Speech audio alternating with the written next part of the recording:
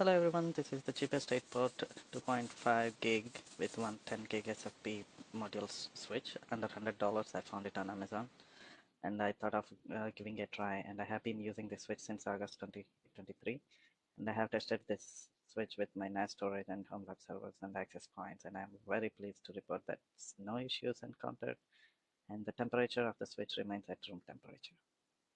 I hope it's worth trying.